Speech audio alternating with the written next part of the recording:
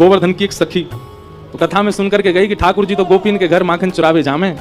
कथा सुनकर के वाकई मन में भाव आई, मैं हूं ऐसा मक्खन निकालूंगी, ठाकुर जी मेरे घर चोरी करवे आमे।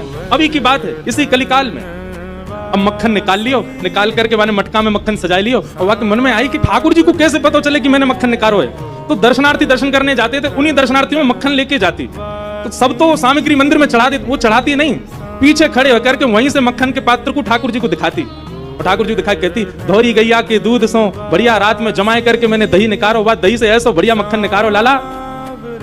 लेकिन ये मैं तो दे के ना जाऊंगी, अपने घर में छीका पे लटकाए के रखूंगी, तेरी इच्छा होए तो चोरी करवे आ जाइयो। श्रीनाथ जी के मंदिर में जाके ठाकुर जी को लोभ देती है।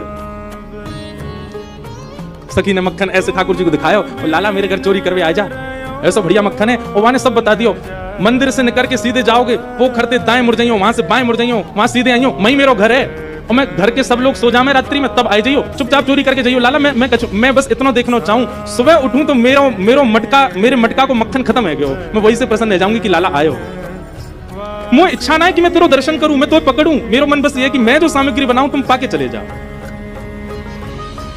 एक दिन निकल गया, ठाकुर जी नहीं आए।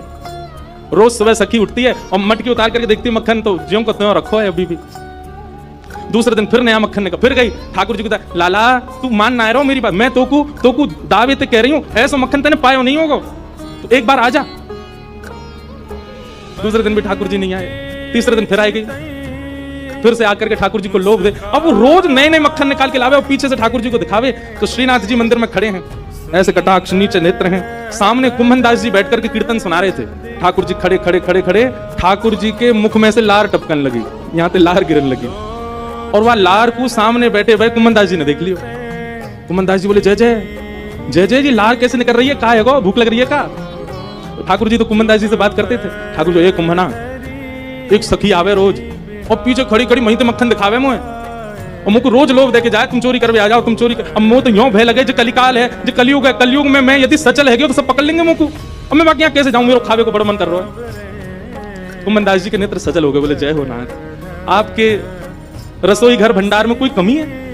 अरे इतनो मक्खन, इतनो दही, इतनो दूध, इतनी गौशाला, इतनी गैयान को दूध रोज आपके मंदिर में आवे, वही सखी कोई क्यों चाहिए? बोले, अरे तो तू नहीं समझेगो, वो बड़े प्रेम से आवे और सब तो चढ़ा जामे यहाँ पे। अब देखो, हमने कोई सामग्री मंदिर में चढ़ाई, भोग लगी कि नहीं हमको क्या पता, इतने लोग लाते हैं सामग्री, सबका भोग लगता है, कोई जरूरी थोड़ी। पर वाकई मन में ये भावना है कि तुम मेरे घर आओ, दर्शन भले मत दो, पाके चले जाओ, मुझको ये लगे कि हाँ तुमने पा लियो। कुंभनदास जी बोले, जय जय, तो बताओ क्या करना है, चलें चोरी करवे?